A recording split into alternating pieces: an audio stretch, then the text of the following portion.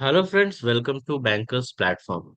So friends, today in this video we will be discussing case study based questions, and this video will be helpful for certificate in foreign exchange exam and also for international trade finance. So let's start.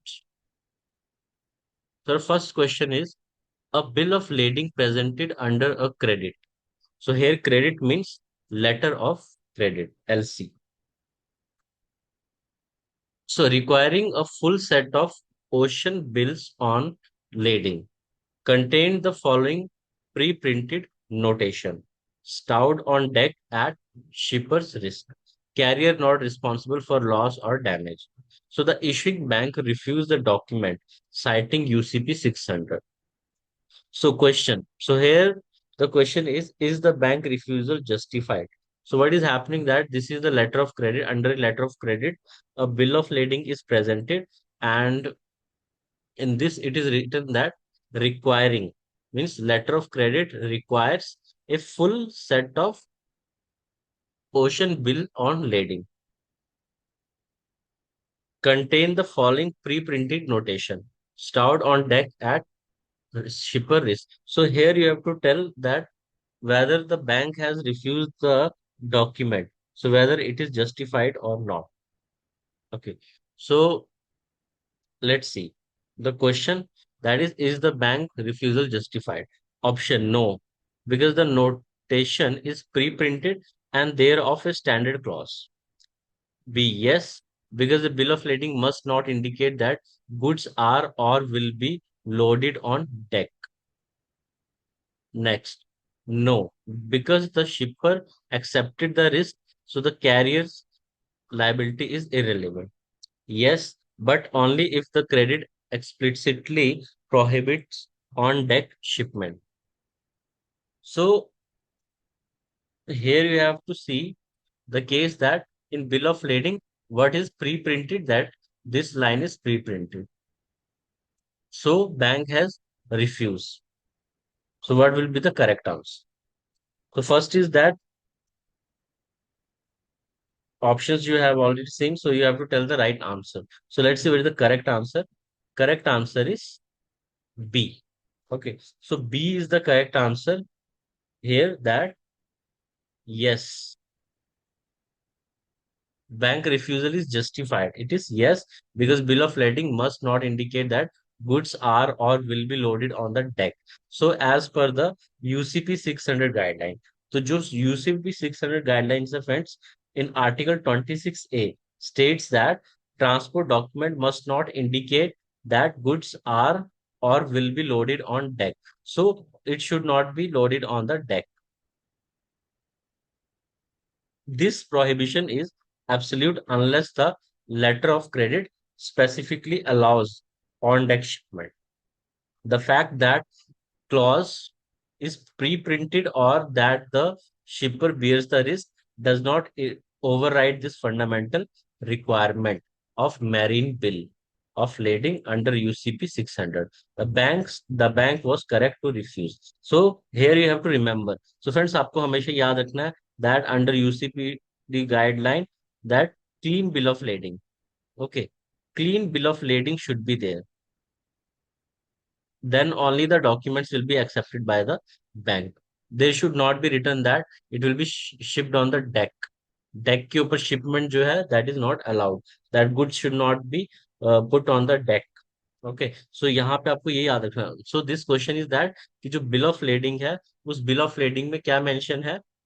Here it is shown that bill of lading में क्या mention था? This stowed on deck at shipper risk. So deck के ऊपर वो stow किया है, means that goods are kept on the deck. So this was written, and bank has refused the document. So this is a correct refusal. This is justified. So it is correct refusal, that it should not state that it will be loaded on the deck. It should be a clean bill of lading. So under which article it is shown? Under Article 26A. So like this, you should know all the articles, because sometime question will be coming that the bank has refused the document under which article? Under which article of UCPDC this document can be rejected. So there you should know all the articles. Okay, then only you will be able to give the answer. Let's see next question. So before moving to the next question, friends, don't forget to subscribe to our channel. So I am seeing that many of our banker friends are coming, they are watching the video, they are getting benefited from us, and but they are not subscribing the channel. So I request all of you, if you have not subscribed the channel, so do hit the subscribe button and also hit the like button so that it will be a motivation for us to make the videos. So second question is, a claiming bank having a honored a complying presentation under a confirmed LC sent a reimbursement claim via SWIFT to the reimbursing bank on a Monday.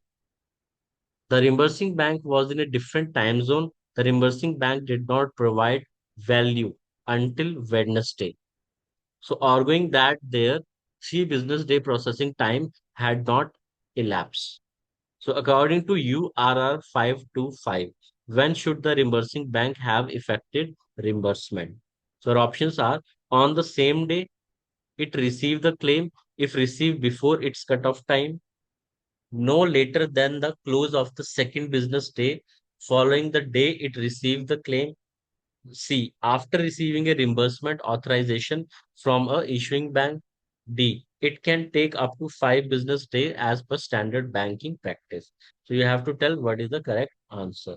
So let's see what is the right answer. And right answer is B. Okay, so B is the right answer, that no later than the close of the second business day following the day it received. So whenever a reimbursing bank is getting any payment, so they should do second business day. They should do the payment, not later than the close of the second day following day it received. So this is explained in the URR 525 Article 6B is clear on this matter, that a reimbursing bank shall have a reasonable time not exceeding 3 banking days following the day of receipt of the reimbursement claim to process the claim.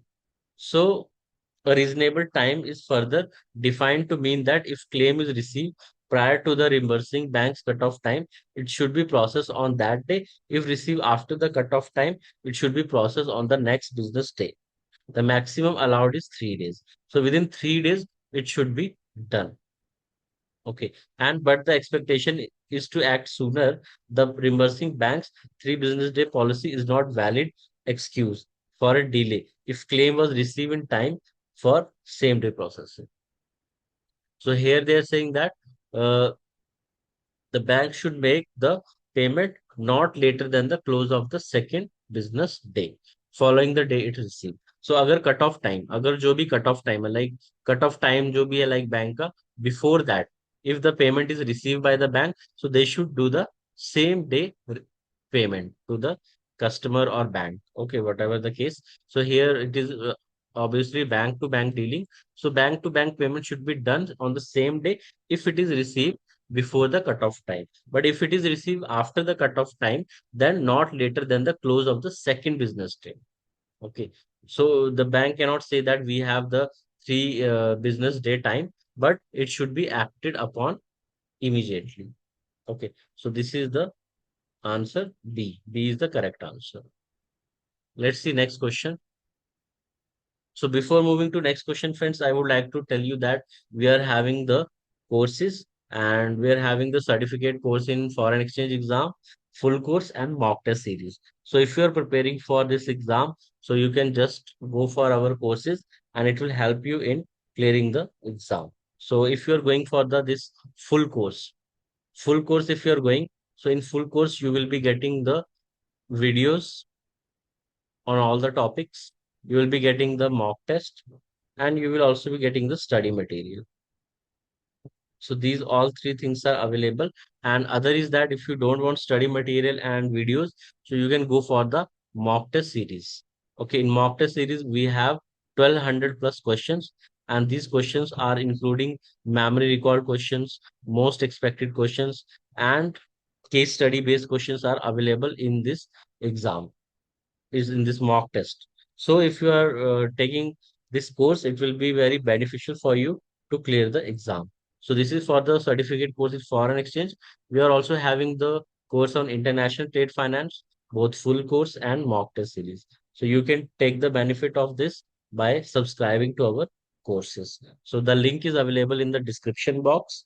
Our app link and website link is also available. So you can go for that. Let's see next question. A credit was issued subject to EUCP version 2.0. The beneficiary presented an electronic bill of lading by sending a data file to the nominated bank. The nominated bank could not open the file as it appeared to be corrupted. So the bank immediately notified the beneficiary. So question is, what is the status of this presentation under EUCP? So EUCP is the online version of letter of credit. Okay. So here a credit means letter of credit. So what is the status? So our options are it is a complying presentation and the bank must find a way to read the file. It is non-complying presentation and the bank must refuse it. C. The presentation is deemed not to have been made and the bank must inform the beneficiary that it cannot be authenticate the received electronic record. The bank must extend the expiry date to allow the beneficiary to represent.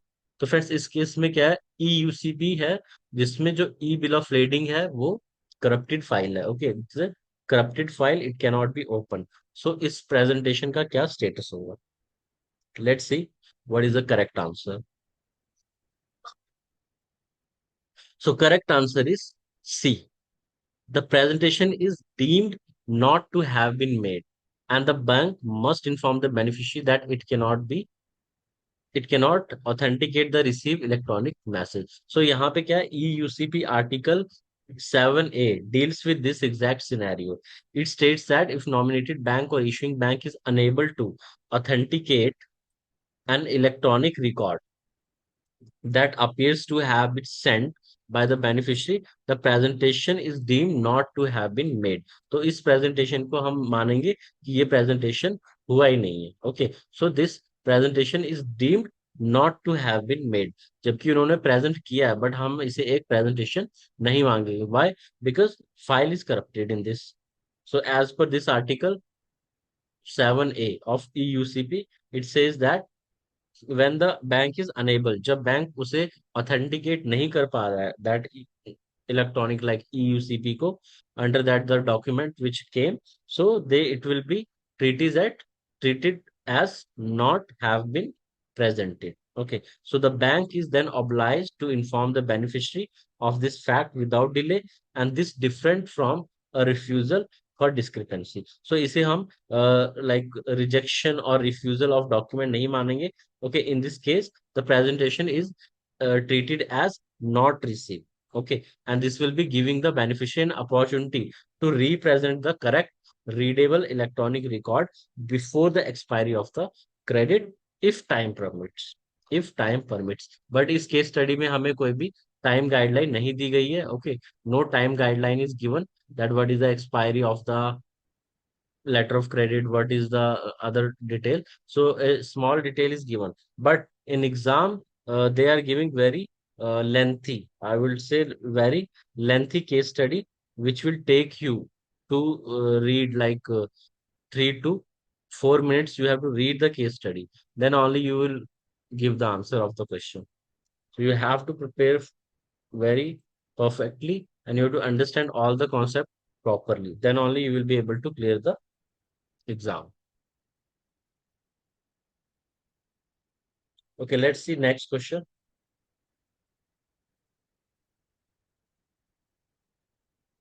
Okay, so next question is a letter of credit required. A letter of credit required.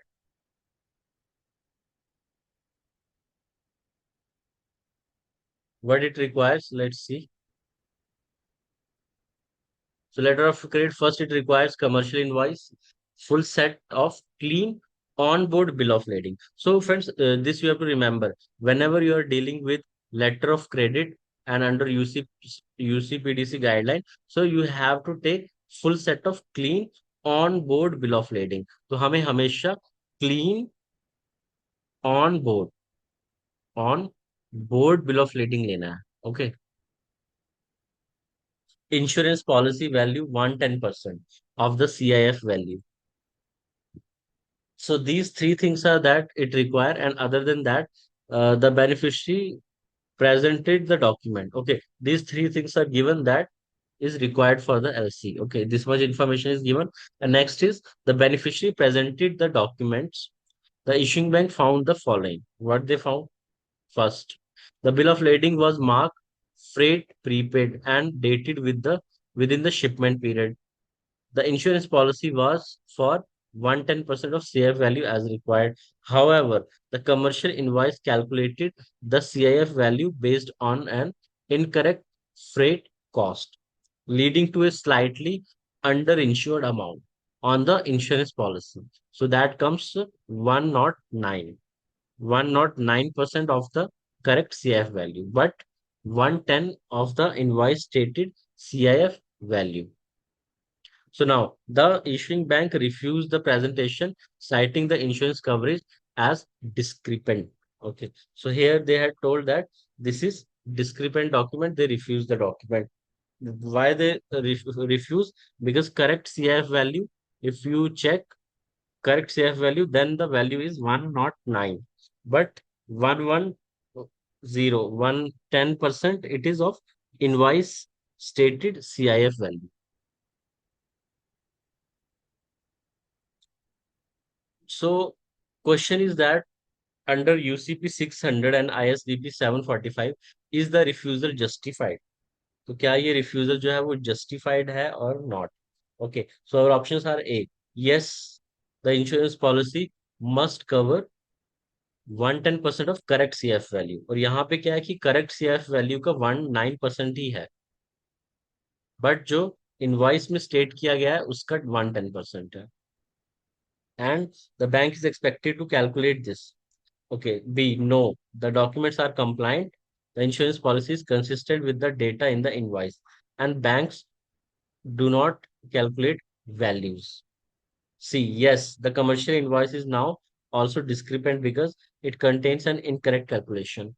D, no. But the bank should contact the applicant for a waiver as the discrepancy is minor.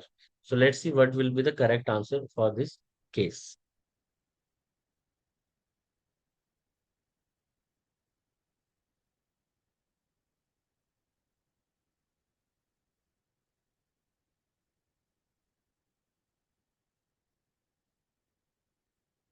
Okay, so correct answer here is B.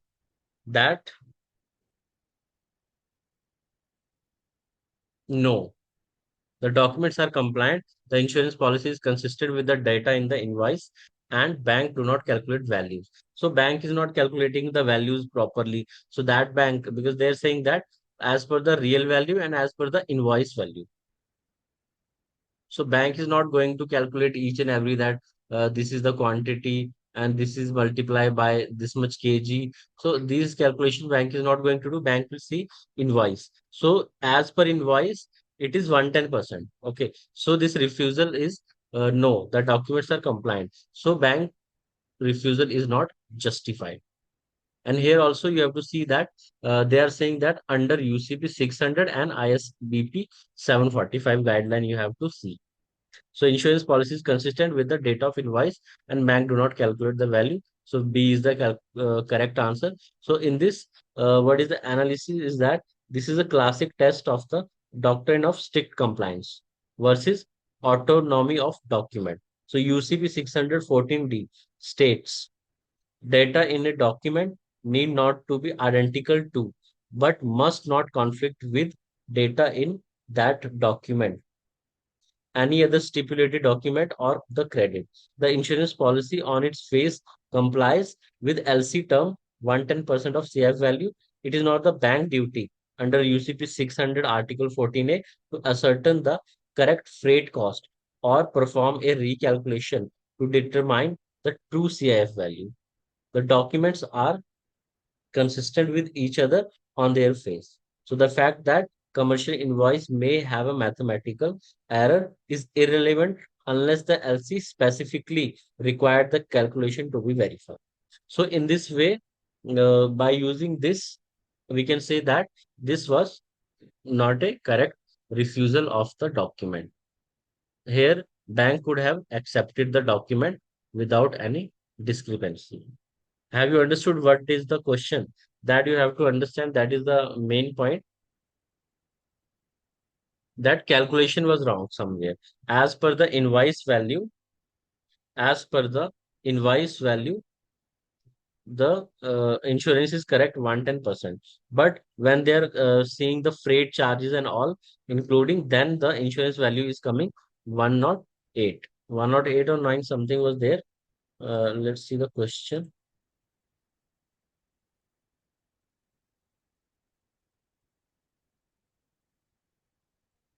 109. Okay. So 109 is here, correct CIF value. Okay. So why it happened? The commercial invoice calculate the CIF value based on incorrect freight cost. So now it is not the bank duty to check whether the freight cost was properly inculcated in the invoice or not.